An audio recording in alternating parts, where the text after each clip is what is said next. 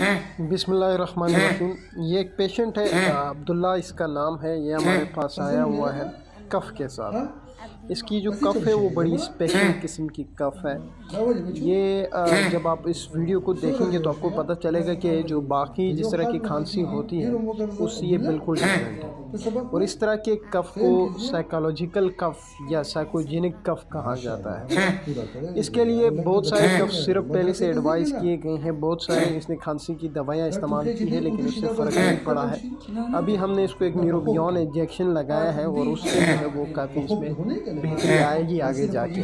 इस तरह की जो कंडीशन होती है, जो साइकोजेनिक कफ़ होता है, उसमें किसी किस्म की कोई मेडिकल ट्रीटमेंट की ज़रूरत नहीं होती, यानी कोई दवाइयाँ नहीं होती। जैसे कि अगर साइकोजेनिक कफ़ है तो आप कोई एंटीसाइकोटिक या एंटी डिप्रेसेंट का इस्तेमाल करेंगे, वो आपको इसमें इस्तेमाल नहीं करना होता। इसमें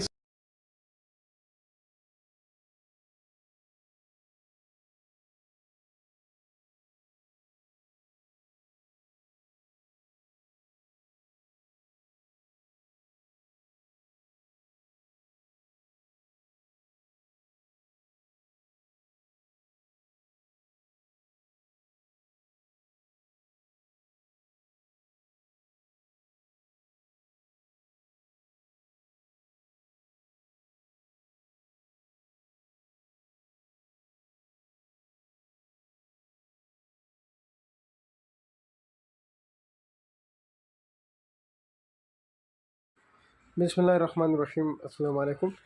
ये एक पेशेंट आया है हमारे पास, मोहम्मद वसीम इसका नाम है।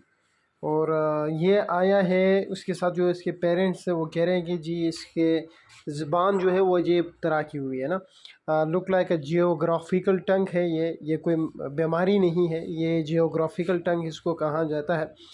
ये वक्त के साथ जो है वो ख़ुद ब खुद ख़त्म हो जाती है। इसके लिए किसी ख़ास दवाई की ज़रूरत नहीं होती है, ये सेल्फ़ लिमिटिंग होती है।